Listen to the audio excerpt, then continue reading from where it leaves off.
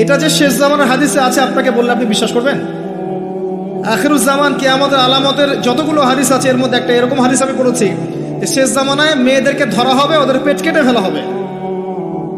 আর কোন নিদর্শনের জন্য অপেক্ষা করছেন? শেষ জামানায় মেয়েদেরকে ধরা হবে, মেয়ে রাজি না থাকলেও বোঝানো হবে সিজার না করলে বাচ্চা বাঁচবে না। মেয়ে রাজি না থাকলেও, পরিবার রাজি না থাকলেও বোঝানো হবে বিজনেস যে সিজার না করলে আপনার মেয়েকে বাঁচানো যাবে না, আপনার সন্তানকে বাঁচানো যাবে না, পরিস্থিতি খুবই খারাপ। এমনভাবে ব্রেইন ওয়াশ করা হবে, ভয়ে বাচ্চা, মা বলবে হ্যাঁ করেন, সিজার করেন, বাবা বলবে হ্যাঁ করেন, কোনো সমস্যা নেই, জানেন। এবং এর পিছনে লাখ টাকা, 2 লাখ টাকা, 5 লাখ টাকা নির্দ্বিধায় খরচ করা হবে। Business, total business. একটা ক্রিটিক্যাল অবস্থা এক জিনিস, আর নর্মালি সবাই গণহারে সিজার করছে আরেক জিনিস। এটা টোটালি একটা ব্যবসা এবং পুরো মানব জাতিকে ধ্বংস করার প্ল্যান। এটা জুলুম, মেয়েদের উপর একটা জুলুম। শেষ জামানে হাদিস এসেছে যে আখিরুজ জামানে মেয়েদেরকে ধরা হবে, মানে মেয়েরা ধরা দিবে না, ধরা হবে, পেট কেটে ফেলা হবে, এর ভিতরে যা আছে ওকে বের করে ফেলা হবে। স্পষ্ট টাটকা হাদিস। কেউ দলিল চাইলে আমাকে নক করেন, আমি দিব দলিল ইনশাআল্লাহ। কোন সময়ের জন্য অপেক্ষা করছেন? এই সিজারিয়ান এই ট্রেডিশনটা আজকে থেকে 50 বছর আগে ছিল। আপনার দাদিরা কি এইভাবে সন্তান জন্ম দিয়েছে?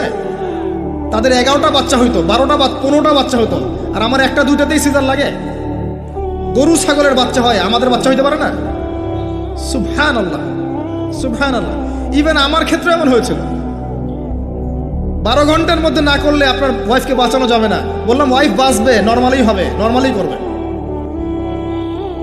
আমি যাই না মাঝে দাঁড়ানো, আলটিমেটাম সময় দিচ্ছে যে সময়ের আগে হবে না, সময় এটা পার হয়ে গেলে সিরিয়াস অবস্থা, মারা যেতে পারে, মরবে না, এভাবেই হবে, করান।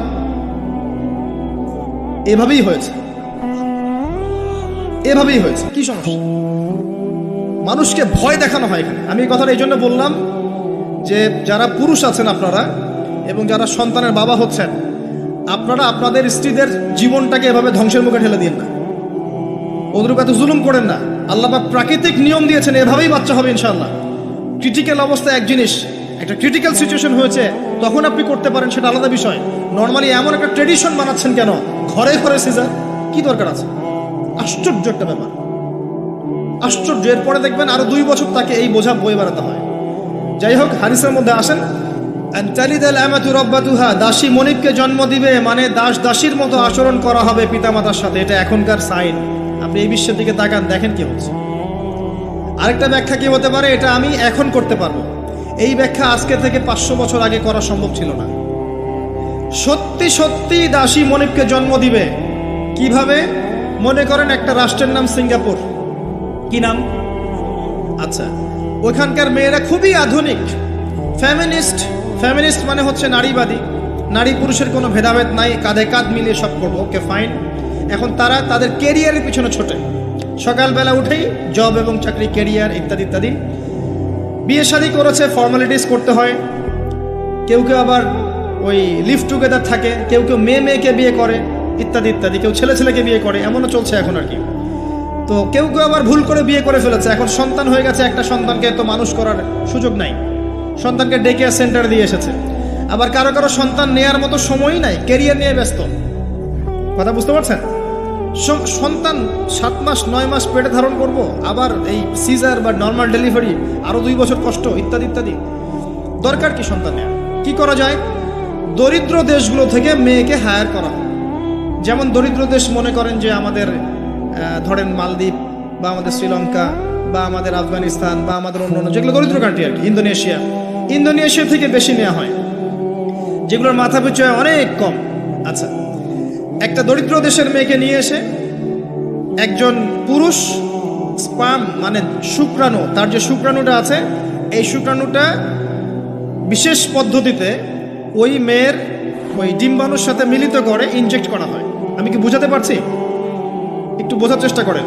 শুক্রাণুটাকে নিয়ে মেডিকেল সায়েন্সের এখন অনেক পদ্ধতি আছে, এর মধ্য দিয়ে শুক্রাণু ডিম্বাণুকে একসাথে একত্রিত করে গর্ভের মধ্যে রেখে দেওয়া হয়। এবার এখানে বাচ্চা কনসেপ্ট করে, আস্তে আস্তে আস্তে বাচ্চা বড় হচ্ছে। কার্পেটে বাচ্চা বড় হচ্ছে ওই গরিব মেয়েটা, আর শুক্রাণু কার? ওই বড় লোকের। কথা বুঝতে পারছেন কি? যার স্বামী আর স্ত্রী দুজনে ব্যস্ত, সন্তান নেওয়ার ফুরসত নাই, স্ত্রীর সন্তান নেওয়ার ফুরসত নাই, স্ত্রী ব্যস্ত ক্যারিয়ারের পেছনে, ফ্যামিনিস্ট। এবার 9 মাস এই মেয়েটাকে খুব ভালো মতো খাওয়ানো হবে, ভালো খাওয়ানো হবে, ফ্রেশ পানি খাওয়ানো হবে, ফ্রেশ খাবার, একদম তরতাজা একটা বাচ্চা চাই। 9 মাস পরে এই মেয়ে বাচ্চা খালাস করলো, সিজার হলো বা নর্মাল ডেলিভারি হলো। এই যে বাচ্চাটাকে জন্ম দিল এই মেয়েটা, গরিব মেয়েটা, এবার এই মেয়েটাকে কিছু ডলার দেয়া হলো। তুমি 9 মাস গর্ভধারণ করেছো, তোমাকে পারিশ্রমিক দেওয়া হলো, বাচ্চাটা আমাকে দাও, তুমি বিদায় নাও। এই মেয়ে পারিশ্রমিক নিয়ে চলে আসলো। এখন এই যে বাচ্চাটা জন্ম নিল, এই বাচ্চাটা কার বাচ্চা? দাসীর না মনিবের? কার শুক্রাণু আছে? এই হচ্ছে হাদিসের ব্যাখ্যা। এখন করতে পারবেন আপনি ব্যাখ্যা, আজকে থেকে 500 বছর আগে এই ব্যাখ্যা করতে পারতেন না, কারণ এই ফিতনা 500 বছর আগে ছিল না। এই যে দাসী তার মনিবকে জন্ম দিয়ে চলে গেল। নবী সাল্লাল্লাহু আলাইহি ওয়াসাল্লাম 1400 বছর আগে বলেছেন এমন একটা সময় আসবে দাসী মনিবকে জন্ম দিবে। চিন্তা করেন আর কতটুকু সময় বাকি আছে আপনার হাতে, আপনিই ভাবতে থাকেন। আমি তো বেশি বললে সমস্যা, হজম হয় না কিছু মানুষের। খালি চোখ কান বন্ধ করে খাও দাও ঘুমাও, 5 ওয়াক্ত নামাজ পড়ো, ব্যাস এনাফ। যখন সমস্যা আসবে তখন দেখা যাবে, এমন ভাব মানুষের আর কি। মনে করেন যে চাঁদ এবং পৃথিবী আছে একটা এই যে গ্রহণের মধ্যে। এখন অন্য একটা গ্রহাণু আসছে পৃথিবীর দিকে, ধেয়ে আসছে। অনেক সময় দেখা যায় না খবরে, ধেয়ে আসছে গ্রহাণু, দেখা যায় না? ধরেন ধেয়ে আসছে এবং বিজ্ঞানীরা নিশ্চিতভাবে বললো যে আগামী 10 বছরের মধ্যে এটা লেগে যাবে, আগামী 10 বছরের মধ্যে এটা পৃথিবীতে এসে পড়বে, বা 10 ঘন্টা পর পড়বে, বা 10 মাস পর পড়বে, এমনটা বলে দিল বিজ্ঞানীরা। এখন আপনি কি করবেন? আচ্ছা যখন আসবে তখন দেখা যাবে, এত ব্যস্ত হওয়ার কিছু নাই, ঘুমাও খাও ফুর্তি করো, যেমন দিনকাল যাচ্ছে যাক, কোনো সমস্যা নেই। এখন আরেক দল মানুষ চিন্তা করছে ওই গ্রহাণুটাকে কিভাবে সরিয়ে দেওয়া যায়, সরিয়ে দিয়ে পৃথিবীকে কেমন করে বাঁচানো যায়। কারা বেশি স্মার্ট? ওরা সরানোর চেষ্টা করে না, ওরা বলে যে আমরা সরিয়ে দিব, ওখানে ধ্বংস করবো, ইত্যাদি ইত্যাদি। আর কেউ বলছে আচ্ছা আসুক দেখা যাবে, সমস্যা নেই, মরতেই তো হবে একদিন, আসবে, সমস্যা কি। চমৎকার। তো এই যে একটা বুদ্ধিবৃত্তিক পরাজয়, এর ফলশ্রুতিতে আগামীর প্রস্তুতি নিতে পারবে না মানুষ। সাহাবায়ে কেরাম রাদিয়াল্লাহু আনহুম মসজিদে বসে একটা বিষয় নিয়ে কথা বলছেন, নবী সাল্লাল্লাহু আলাইহি ওয়াসাল্লাম পাশ দিয়ে যাচ্ছেন, জিজ্ঞাসা করলেন তোমরা কি নিয়ে কথা বলছো? সাহাবীরা বলছেন আমরা আলামাতুস সাআ নিয়ে কথা বলছি ইয়া রাসূলুল্লাহ, আমরা কিয়ামতের আলামত নিয়ে কথা বলছিলাম। সাহাবীরা কথা বলছেন কিয়ামতের আলামত নিয়ে, তাদের কোনো দরকার আছে কথা বলার? তারা তো জান্নাতে যাবেন সার্টিফিকেট প্রাপ্ত, তাদের কোনো দরকার আছে এগুলোর চর্চা করার? তারা চর্চা করছেন, আলামত নিয়ে কথা বলছেন। নবীজি বললেন শোনো, 10টা আলামত না আসা পর্যন্ত কিয়ামত হবে না, এত টেনশন নিও না। 10টা আলামত না আসা পর্যন্ত কিয়ামত হবে না। দাজ্জাল, ঈসা ইবনে মারিয়াম, ইয়াজুজ মাজুজ, আপনার দাব্বাতুল আরদ, আপনার 3টা ভূমিকম্প, ইত্যাদি ইত্যাদি, এরকম 10টা আলামত আসবে, তারপর কিয়ামত হবে। তো সাহাবীরা যে বসে বসে কথা বলছেন কিয়ামত নিয়ে, তারা কি বুঝতেন না যে কি করা লাগবে ইসলামের জন্য, কি করা লাগবে না? নাকি আমি বেশি বুঝি? তারা কি জন্য কথা বলছিলেন? কারণ তারা আগামীর প্রস্তুতি যাতে গ্রহণ করতে পারেন। কেউ যদি মৃত্যুর আলোচনা করে, পরকালের আলোচনা করে, শেষ জামানে কথাবার্তা বলে, আলোচনা করে, এটা কি এই কারণে যে মানুষ হতাশ হয়ে বসে থাকবে, নাকি এই কারণে বরং তারা আরো উজ্জীবিত হোক এবং সময়টাকে কাজে লাগাক, আগামীর দিনগুলোকে ইবাদত করে কাটিয়ে দেখ? কোনটা উদ্দেশ্য কোনটা? কিছু মানুষকে বোঝানো যায় না, কারণ লাহুম কুলুবুন লা ইয়াফকাহুনা বিহা, কলব আছে উপলব্ধি করে না। ওয়ালাহুম আযানুন লা ইয়াসমাউনা বিহা ওয়ালাহুম আ'য়ুনুন লা ইউবসিরুনা বিহা উলাইকা কাল আনআম বাল হুম আদাল ফাউলাইকা হুমুল গাফিরুন। আমার আগের যে লেকচারার ছিলেন এই আয়াতটাকে তেলাওয়াত করেছেন না? শুনেন, আমি শুনছিলাম ওখান থেকে। তো এই ব্যক্তি জিজ্ঞাসা করছেন কিয়ামতের আলামত বলেন, নবীজি 2টার মধ্যে একটা বললেন, এটা দাসী তার মনিবকে জন্ম দিবে, যেটা আপনি এখন দেখতে পাচ্ছেন। 2 নাম্বার তিনি বলছেন, লিসেন, এই হাদিসে এটাই লাস্ট। 2 নাম্বার তিনি বলছেন ওয়ান তারাল হুফাতাল উরাতাল আলাতা রিয়া আশ-শাই ইয়াতাতাওয়ালুনা ফিল বুনিয়ান। যখন তুমি দেখবে যে সমাজের সবচেয়ে দরিদ্র শ্রেণীর মানুষ, যাদের পায়ে স্যান্ডেল ছিল না এবং গায়ে কোনো জামা ছিল না, পায়ে স্যান্ডেল ছিল না, কত দরিদ্র চিন্তা করেন, গায়ে জামা ছিল না, কত দরিদ্র চিন্তা করেন, এরা ইয়াতাতাওয়ালুনা ফিল বুনিয়ান, উঁচু উঁচু অট্টালিকা নির্মাণের প্রতিযোগিতা করবে, কম্পিটিশন। নির্মাণ করবে এটা বলা হয়নি, কম্পিটিশন করবে। তোমার 10 তো আমার 15, তোমার 15 আমার 20, তোমার 100 আমার 200, কম্পিটিশন করবে। আজকে থেকে 200 বছর আগে পৃথিবীর দিকে তাকান, পৃথিবীর এই প্রত্যেকটা শহর, বড় বড় নগরগুলোতে এত উঁচু উঁচু কনস্ট্রাকটিভ বিল্ডিং ছিল, এই প্রতিযোগিতা ছিল।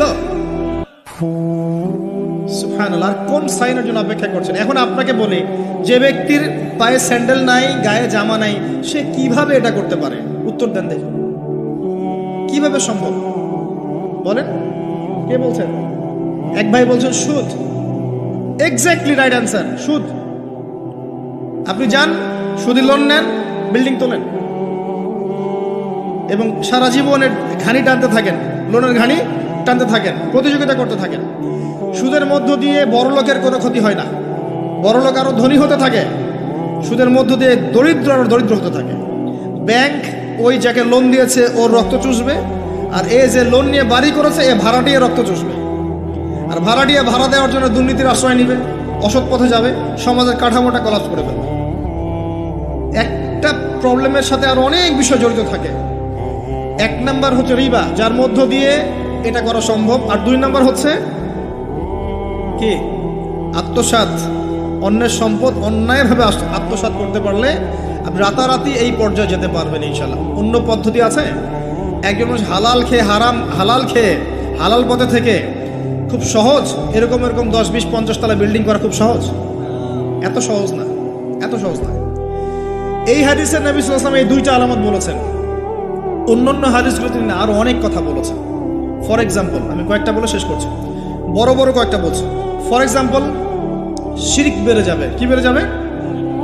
শিরিক বেড়ে যাবে। ভণ্ড নবীদের আগমন ঘটবে, সময়গুলো সংক্ষিপ্ত হয়ে আসবে। একটা বছর একটা মাসের মতো চলে যাবে, একটা মাস একটা সপ্তাহের মতো চলে যাবে, একটা সপ্তাহ একটা দিনের মতো চলে যাবে। সময় কি দ্রুত যাচ্ছে না?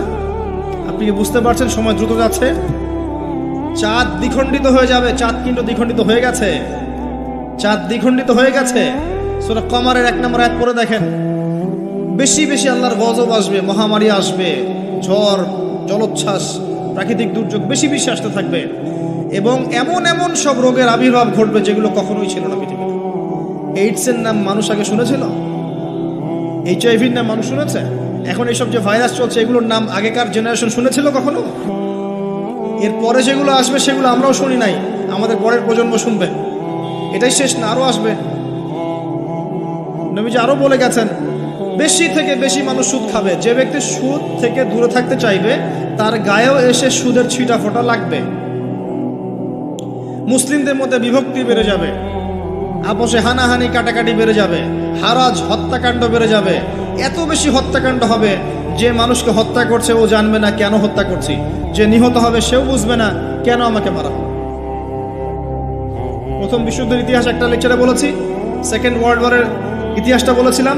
এগুলো দেখেন সারা বিশ্বে কত মানুষকে মারা হয়েছে বিগত শতাব্দীতে, 100-150 বছর দেখে নিন। হারাজ হত্যাকাণ্ড, প্রচুর হত্যাকাণ্ড।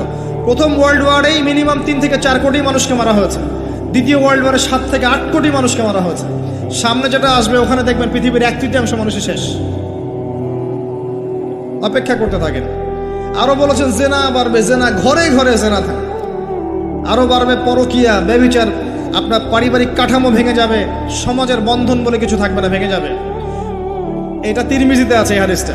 মসজিদগুলো হবে চাকচিক্যময়, হেদায়েত শূন্য।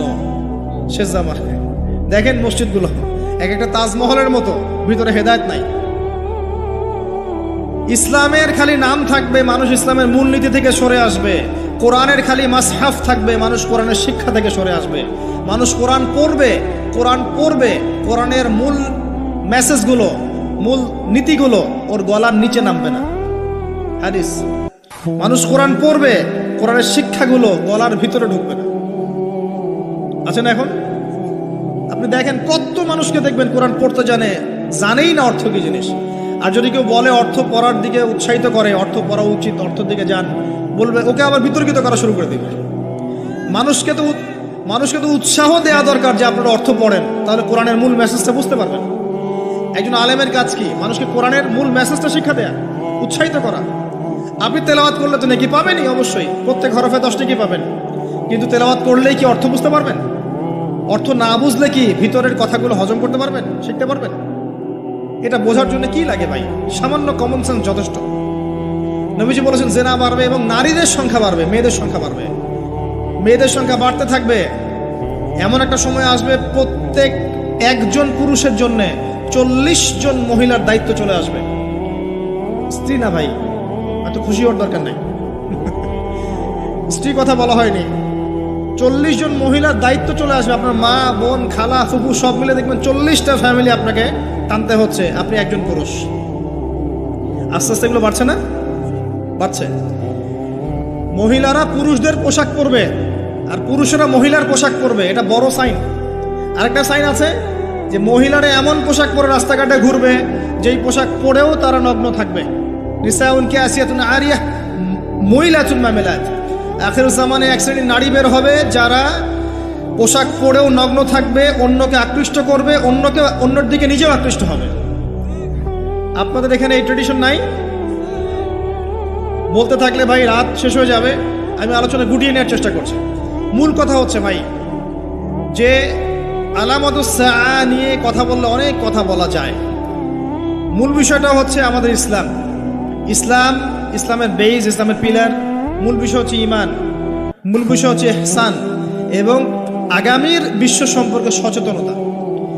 যখন আমি দেখছি যে একটার পর একটা আলামত আসতেই আছে এবং যেতেই আছে, এবং এই বিশ্ব যা দেখছে আগামী বিগত বিশ্বটা দেখে নাই, তখন আমাদের উচিত প্রথমত সতর্ক হওয়া। প্রথম কাজ কি করা উচিত? সতর্ক হওয়া উচিত। তারপর তওবা করা উচিত, খালেস তওবা করে ফিরে আসা উচিত। যারা নামাজ পড়ি না, নামাজ ধরা উচিত। যারা নামাজ পড়ি, জামাতে নামাজ পড়া উচিত। আমাদের উচিত হালাল রিজিক অন্বেষণ করা, আমাদের উচিত জ্ঞান অর্জন করা, পড়াশোনা করা, কোরআন হাদিস পড়াশোনা করা, গবেষণা করা, স্টাডি করা এবং সন্তানদেরকে এগুলো শেখানো।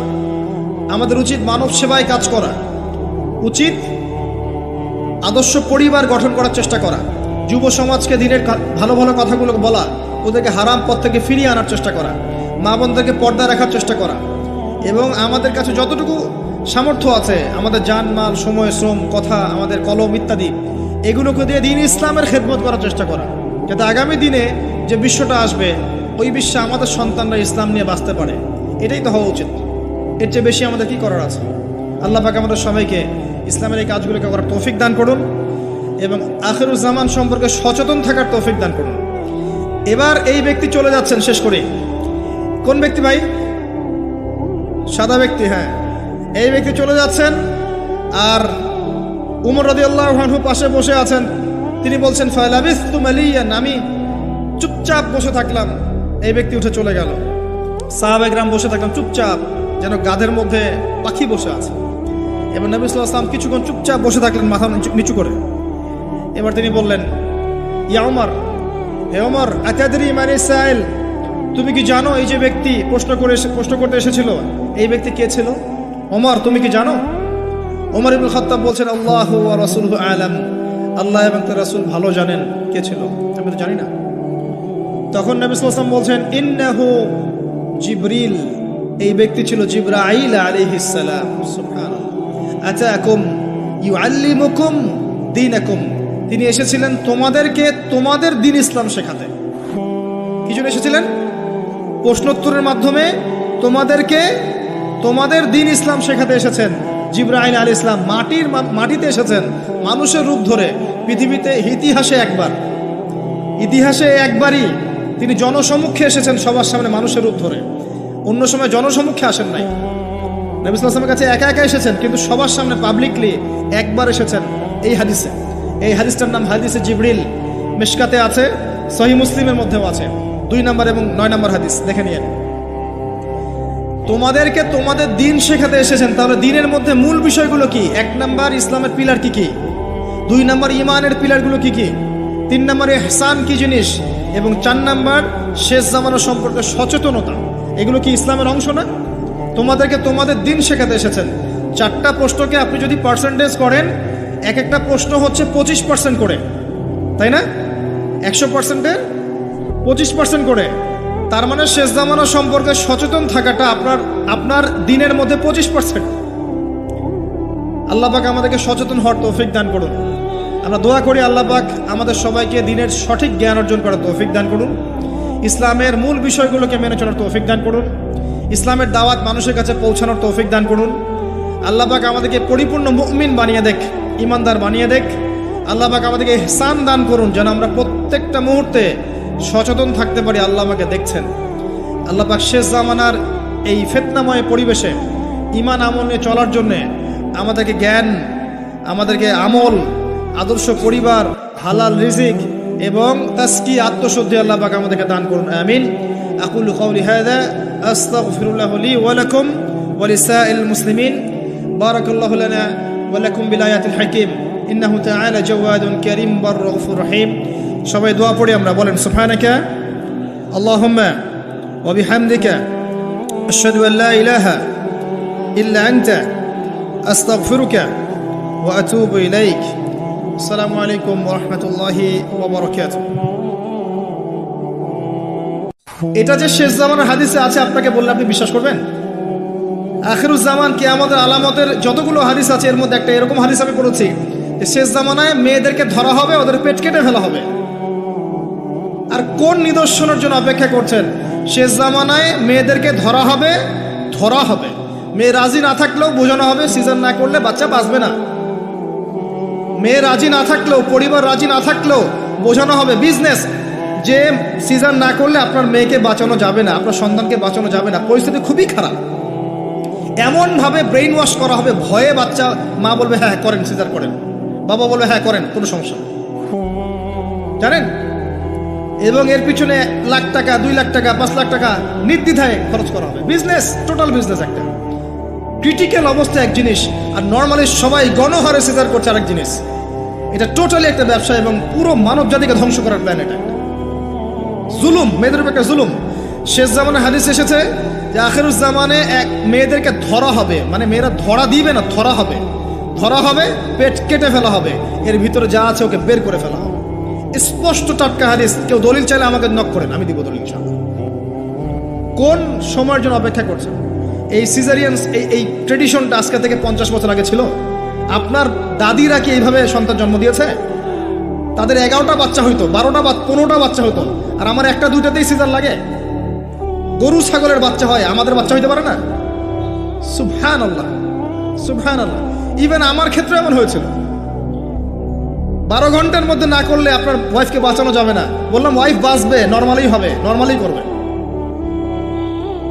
আমি যাই না মাঝে দাঁড়ানো, আলটিমেটাম সময় দিচ্ছে যে সময়ের আগে হবে না, সময় এটা পার হয়ে গেলে সিরিয়াস অবস্থা, মারা যেতে পারে, মরবে না, এভাবেই হবে, করান। এভাবেই হয়েছে,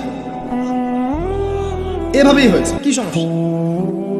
মানুষকে ভয় দেখানো হয় এখানে। আমি এই কথাটা এই জন্য বললাম যে যারা পুরুষ আছেন আপনারা এবং যারা সন্তানের বাবা হচ্ছেন, আপনারা আপনাদের স্ত্রীদের জীবনটাকে এভাবে ধ্বংসের মুখে ঠেলে দিন না, ওদের উপর এত জুলুম করেন না। আল্লাহ পাক প্রাকৃতিক নিয়ম দিয়েছেন, এভাবেই বাচ্চা হবে ইনশাআল্লাহ। ক্রিটিক্যাল অবস্থা এক জিনিস, একটা ক্রিটিক্যাল সিচুয়েশন হয়েছে তখন আপনি করতে পারেন, সেটা আলাদা বিষয়। নর্মালি এমন একটা ট্রেডিশন বানাচ্ছেন কেন? ঘরে ঘরে সিজার, কি দরকার আছে? আশ্চর্য একটা ব্যাপার, আশ্চর্য। এরপরে দেখবেন আরো 2 বছর তাকে এই বোঝা বয়ে বেড়াতে হয়। যাই হোক, হাদিসের মধ্যে আসেন,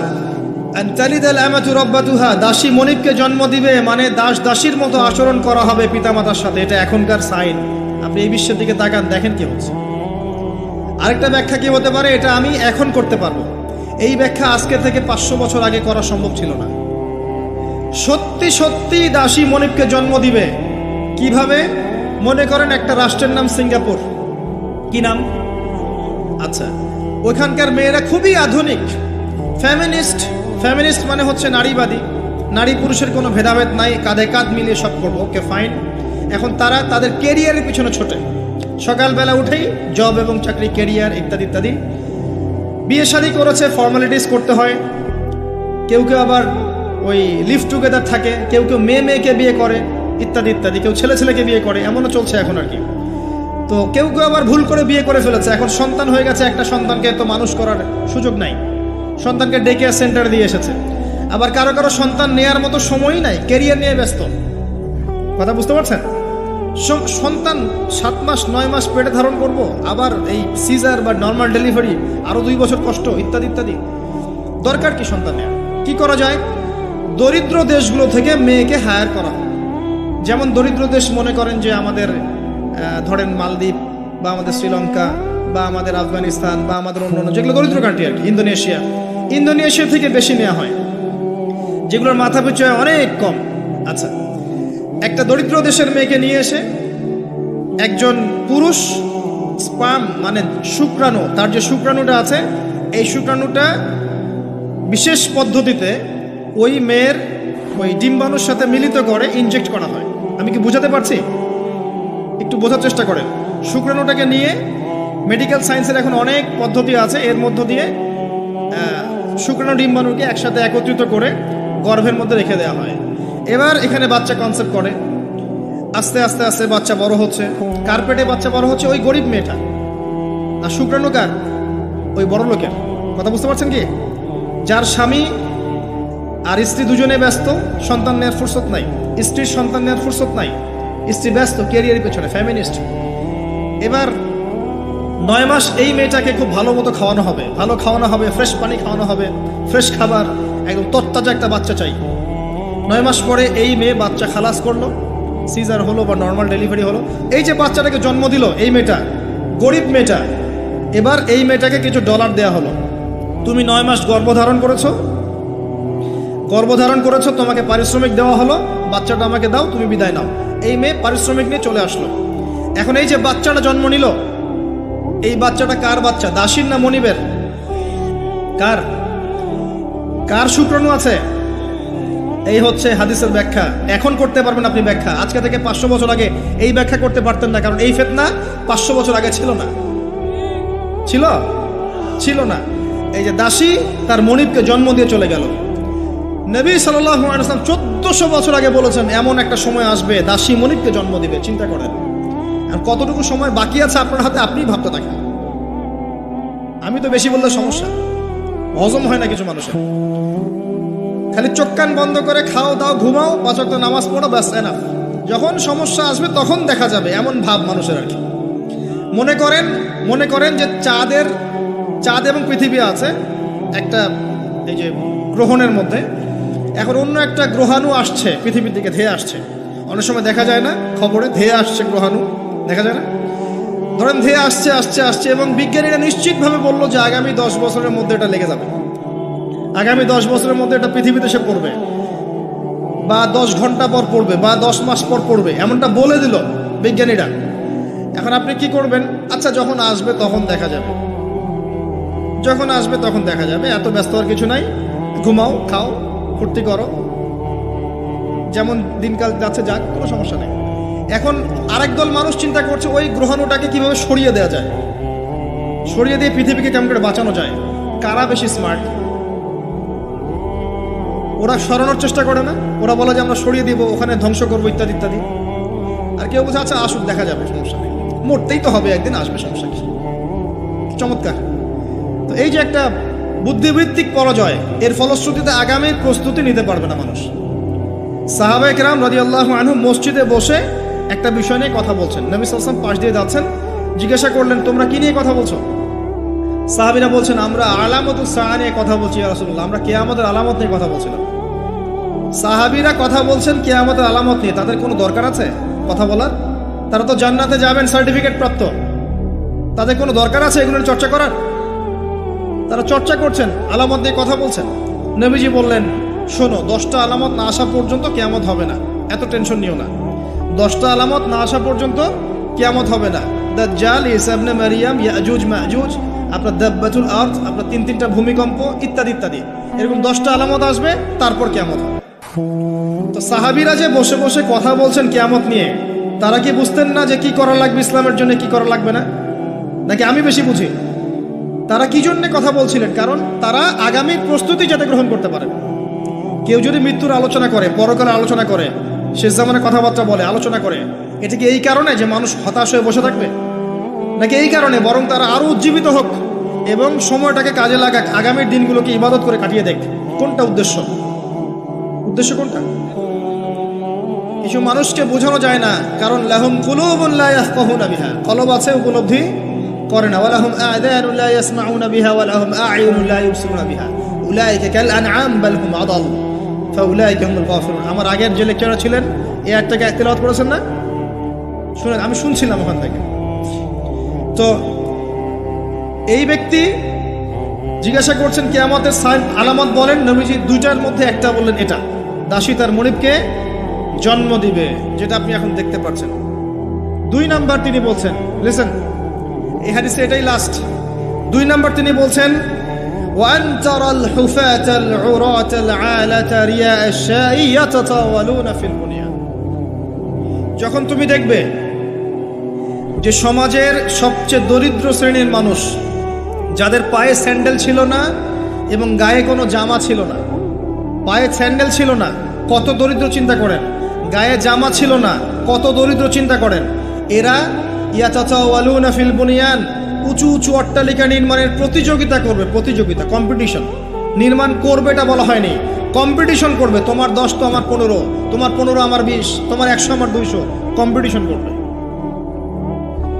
আজকে থেকে 200 বছর আগে পৃথিবীর দিকে তাকান, পৃথিবীর এই প্রত্যেকটা শহর, বড় বড় নগরগুলোতে এত উঁচু উঁচু কনস্ট্রাকটিভ বিল্ডিং ছিল, এই প্রতিযোগিতা ছিল। সুবহানাল্লাহ, কোন সাইনের জন্য অপেক্ষা করছেন? এখন আপনাকে বলি, যে ব্যক্তির পায়ে স্যান্ডেল নাই, গায়ে জামা নাই, সে কিভাবে এটা করতে পারে? উত্তর দেন দেখি, কিভাবে সম্ভব বলেন? কে বলছেন? এক ভাই বলছেন সুদ। এক্স্যাক্টলি রাইট অ্যান্সার, সুদ। আপনি যান, সুদি লোন নেন, বিল্ডিং তোলেন এবং সারা জীবনের ঘানি টানতে থাকেন, লোনের ঘানি টানতে থাকেন, প্রতিযোগিতা করতে থাকেন। সুদের মধ্য দিয়ে বড় লোকের কোনো ক্ষতি হয় না, বড় লোক আরো ধনী হতে থাকে, সুদের মধ্য দিয়ে দরিদ্র আরো দরিদ্র হতে থাকে। ব্যাংক ওই যাকে লোন দিয়েছে ওর রক্ত চুষবে, আর এ যে লোন নিয়ে বাড়ি করেছে এ ভাড়াটিয়ে রক্ত চুষবে, আর ভাড়াটিয়ে ভাড়া দেওয়ার জন্য দুর্নীতির আশ্রয় নিবে, অসৎ পথে যাবে, সমাজের কাঠামোটা কলাপস করে ফেলবে। একটা প্রবলেমের সাথে আরো অনেক বিষয় জড়িত থাকে। 1 নাম্বার হচ্ছে রিবা, যার মধ্য দিয়ে এটা করা সম্ভব। আর 2 নাম্বার হচ্ছে কি? আত্মসাৎ। অন্যের সম্পদ অন্যায়ভাবে আত্মসাৎ করতে পারলে আপনি রাতারাতি এই পর্যায়ে যেতে পারবেন ইনশাল্লাহ। অন্য পদ্ধতি আছে? একজন মানুষ হালাল খেয়ে হালাল পথে থেকে খুব সহজ এরকম 10, 20, 50 তলা বিল্ডিং করা খুব সহজ? এত সহজ না, এত সহজ না। এই হাদিসে নবী সাল্লাল্লাহু আলাইহি ওয়াসাল্লাম এই 2টা আলামত বলেছেন। অন্যান্য হাদিসগুলো তিনি আরো অনেক কথা বলেছেন। ফর এক্সাম্পল, আমি কয়েকটা বলে শেষ করছি, বড় বড় কয়েকটা বলছি। ফর এক্সাম্পল, শিরক বেড়ে যাবে। কি বেড়ে যাবে? শিরক বেড়ে যাবে।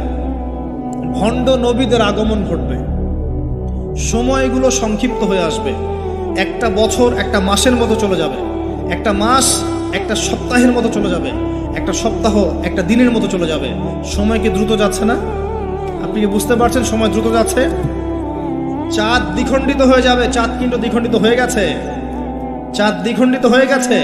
সূরা কমারের 1 নম্বর আয়াত পড়ে দেখেন।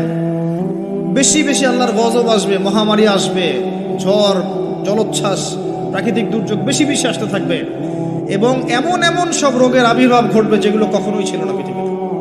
এইডসের নাম মানুষ আগে শুনেছিল? HIV-র নাম মানুষ শুনেছে? এখন এইসব যে ভাইরাস চলছে এগুলোর নাম আগেকার জেনারেশন শুনেছিল কখনো? এরপরে যেগুলো আসবে সেগুলো আমরাও শুনি নাই, আমাদের পরের প্রজন্ম শুনবে। এটাই শেষ না, আরো আসবে। নবীজি আরো বলে গেছেন, বেশি থেকে বেশি মানুষ সুদ খাবে। যে ব্যক্তি সুদ থেকে দূরে থাকতে চাইবে তার গায়েও এসে সুদের ছিটা ফোঁটা লাগবে। মুসলিমদের মধ্যে বিভক্তি বেড়ে যাবে, আপোষে হানাহানি কাটাকাটি বেড়ে যাবে, হারাজ হত্যাকাণ্ড বেড়ে যাবে। এত বেশি হত্যাকাণ্ড হবে যে মানুষকে হত্যা করছে ও জানবে না কেন হত্যা করছি, যে নিহত হবে সেও বুঝবে না কেন আমাকে মারা হবে। প্রথম বিশ্বযুদ্ধের ইতিহাস একটা লেকচারে বলেছি, সেকেন্ড ওয়ার্ল্ড ওয়ারের ইতিহাসটা বলেছিলাম। এগুলো দেখেন, সারা বিশ্বে কত মানুষকে মারা হয়েছে বিগত এই শতাব্দীতে, 100-150 বছর দেখে নিন। হারাজ হত্যাকাণ্ড, প্রচুর হত্যাকাণ্ড। প্রথম ওয়ার্ল্ড ওয়ারেই মিনিমাম 3 থেকে 4 কোটি মানুষকে মারা হয়েছে। দ্বিতীয় ওয়ার্ল্ড ওয়ারে 7 থেকে 8 কোটি মানুষকে মারা হয়েছে। সামনে যেটা আসবে ওখানে দেখবেন পৃথিবীর 1/3 মানুষই শেষ। অপেক্ষা করতে থাকেন। আরো বলেছেন জেনা বাড়বে, জেনা ঘরে ঘরে জেনা থাকে। আরো বাড়বে পরকীয়া, ব্যভিচার, আপনার পারিবারিক কাঠামো ভেঙে যাবে, সমাজের বন্ধন বলে কিছু থাকবে না, ভেঙে যাবে। এটা তিরমিজিতে আছে এই হাদিসটা। মসজিদগুলো হবে চাকচিক্যময়, হেদায়েত শূন্য শেষ জামানায়। দেখেন মসজিদগুলো এক একটা তাজমহলের মতো, ভিতরে হেদায়েত নাই। ইসলামের খালি নাম থাকবে, মানুষ ইসলামের মূলনীতি থেকে সরে আসবে। কোরআনের খালি মাসহাফ থাকবে, মানুষ কোরআনের শিক্ষা থেকে সরে আসবে। মানুষ কোরআন পড়বে, কোরআনের মূল মেসেজগুলো, মূল নীতিগুলো ওর গলার নিচে নামবে না। হাদিস, মানুষ কোরআন পড়বে, কোরআনের শিক্ষাগুলো গলার ভিতরে ঢুকবে না। আছেন এখন আপনি দেখেন কত মানুষকে দেখবেন কোরআন পড়তে জানেই না অর্থ কি জিনিস। আর যদি কেউ বলে অর্থ পড়ার দিকে উৎসাহিত করে, অর্থ পড়া উচিত, অর্থের দিকে যান, বলবে ওকে আবার বিতর্কিত করা শুরু করে দিবে। মানুষকে তো উৎসাহ দেওয়া দরকার যে আপনারা অর্থ পড়েন, তাহলে কোরআনের মূল মেসেজটা বুঝতে পারবেন। একজন আলেমের কাজ কি? মানুষকে কোরআনের মূল মেসেজটা শিক্ষা দেয়া, উৎসাহিত করা।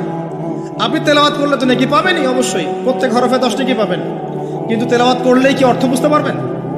অর্থ না বুঝলে কি ভিতরের কথাগুলো হজম করতে পারবেন, শিখতে পারবেন? এটা বোঝার জন্য কি লাগে ভাই? সামান্য কমন সেন্স যথেষ্ট। নবীজি বলেছেন জেনা বাড়বে এবং নারীদের সংখ্যা বাড়বে, মেয়েদের সংখ্যা বাড়বে। মেয়েদের সংখ্যা বাড়তে থাকবে। এমন একটা সময় আসবে প্রত্যেক একজন পুরুষের জন্য 40 জন মহিলার দায়িত্ব চলে আসবে। স্ত্রী না ভাই, এত খুশি হওয়ার দরকার নেই। স্ত্রী কথা বলা হয়নি।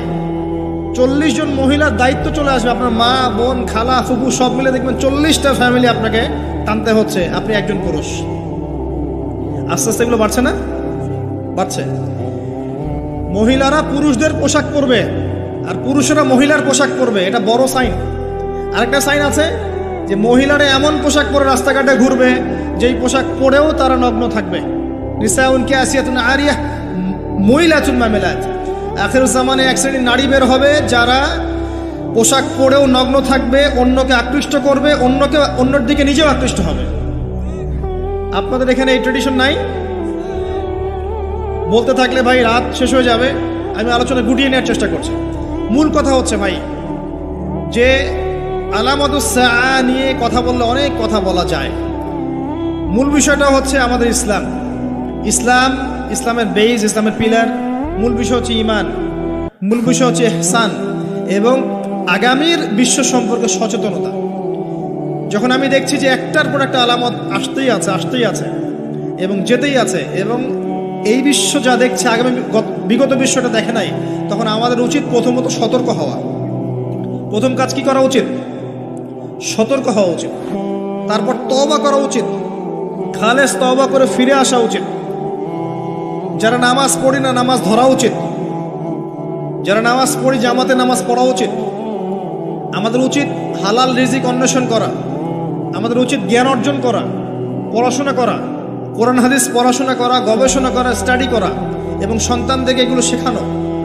আমাদের উচিত মানব সেবায় কাজ করা, উচিত আদর্শ পরিবার গঠন করার চেষ্টা করা, যুব সমাজকে দিনের ভালো ভালো কথাগুলো বলা, ওদেরকে হারাম পথ থেকে ফিরিয়ে আনার চেষ্টা করা, মা বোনদেরকে পর্দা রাখার চেষ্টা করা, এবং আমাদের কাছে যতটুকু সামর্থ্য আছে আমাদের জানমাল, সময়, শ্রম, কথা, আমাদের কলম ইত্যাদি, এগুলোকে দিয়ে দিন ইসলামের খেদমত করার চেষ্টা করা, যাতে আগামী দিনে যে বিশ্বটা আসবে ওই বিশ্বে আমাদের সন্তানরা ইসলাম নিয়ে বাঁচতে পারে।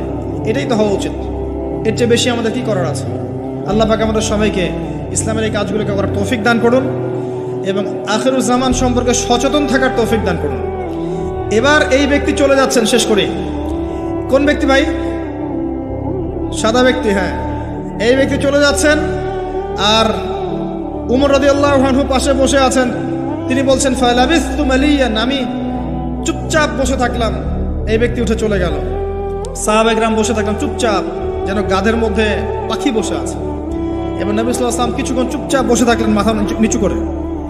এবার তিনি বললেন, ইয়া উমর, হে উমর, আতাদরি মানে সাইল, তুমি কি জানো এই যে ব্যক্তি প্রশ্ন করতে এসেছিল, এই ব্যক্তি কে ছিল? ওমর, তুমি কি জানো? ওমর ইবনে খাত্তাব বলছেন, আল্লাহু ওয়া রাসূলুহু আলাম, আল্লাহ এবং তার রাসূল ভালো জানেন কে ছিল, আমি তো জানি না। তখন নবী সাল্লাল্লাহু আলাইহি ওয়াসাল্লাম বলছেন, ইন্নাহু জিবরিল, এই ব্যক্তি ছিল জিবরাইল আলাইহিস সালাম। সুবহানাল্লাহ। আতাকুম ইউআল্লিমুকুম দীনাকুম, তিনি এসেছিলেন তোমাদেরকে তোমাদের দ্বীন ইসলাম শেখাতে। কি জন্য এসেছিলেন? প্রশ্নোত্তরের মাধ্যমে তোমাদের দিন ইসলাম শেখাতে এসেছেন জিবরাইল আলাইহিস সালাম। মাটিতে এসেছেন মানুষের রূপ ধরে। পৃথিবীতে ইতিহাসে একবারই তিনি জনসমক্ষে এসেছেন, সবার সামনে মানুষের রূপ ধরে। অন্য সময় জনসমক্ষে আসেন নাই। নবী সাল্লাল্লাহু আলাইহি ওয়াসাল্লামের কাছে একা একা এসেছেন, কিন্তু সবার সামনে পাবলিকলি একবার এসেছেন এই হাদিসে। এই হাদিসটার নাম হাদিসে জিবরিল। মিশকাতে আছে, সহিহ মুসলিমের মধ্যেও আছে, 2 নম্বর এবং 9 নম্বর হাদিস দেখে নিয়েন। তোমাদেরকে তোমাদের দিন শেখাতে এসেছেন। তাহলে দিনের মধ্যে মূল বিষয়গুলো কি? 1 নম্বর ইসলামের পিলার কি কি, 2 নম্বর ইমানের পিলারগুলো কি কি, 3 নম্বর ইহসান কি জিনিস, এবং 4 নম্বর শেষ জামানা সম্পর্কে সচেতনতা। এগুলো কি ইসলামের অংশ না? তোমাদেরকে তোমাদের দিন শেখাতে এসেছেন। 4টা প্রশ্নকে আপনি যদি পার্সেন্টেজ করেন, এক একটা প্রশ্ন হচ্ছে 25% করে, তাই না? 100%-এর 25% করে। তার মানে শেষ জামানা সম্পর্কে সচেতন থাকাটা আপনার দিনের মধ্যে 25%। আল্লাহ পাক আমাদেরকে সচেতন হওয়ার তৌফিক দান করুন। আমরা দোয়া করি আল্লাহ পাক আমাদের সবাইকে দিনের সঠিক জ্ঞান অর্জন করার তৌফিক দান করুন। ইসলামের মূল বিষয়গুলোকে মেনে চলার তৌফিক দান করুন। ইসলামের দাওয়াত মানুষের কাছে পৌঁছানোর তৌফিক দান করুন। আল্লাহ পাক আমাদেরকে পরিপূর্ণ মুমিন বানিয়ে দেখ, ইমানদার বানিয়ে দেখ। আল্লাহ পাক আমাদেরকে ইহসান দান করুন, যেন আমরা প্রত্যেকটা মুহূর্তে সচেতন থাকতে পারি আল্লাহ আমাকে দেখছেন। আল্লাহ পাক শেষ জামানার এই ফিতনাময় পরিবেশে ঈমান আমল নিয়ে চলার জন্যে আমাদেরকে জ্ঞান, আমাদেরকে আমল, আদর্শ পরিবার, হালাল রিজিক এবং তাসকিয়া, আত্মশুদ্ধি আল্লাহ পাক আমাদেরকে দান করুন। আমিন। আকুলু কাওলি হাযা আস্তাগফিরুল্লাহ লি ওয়া লাকুম ওয়া লিসাইল মুসলিমিন। বারাকাল্লাহু লানা ওয়া লাকুম বিল আয়াতিল হাকীম। ইন্নাহু তাআলা জাওয়াদুন কারীম বাররুর গফুর রহিম। সবাই দোয়া পড়ি আমরা, বলেন সুবহানাকা আল্লাহুম্মা ওয়া বিহামদিকা আশহাদু আল লা ইলাহা ইল্লা আনতা আস্তাগফিরুকা ওয়া আতুবু ইলাইক। আসসালামু আলাইকুম ওয়া রাহমাতুল্লাহি ওয়া বারাকাতুহু।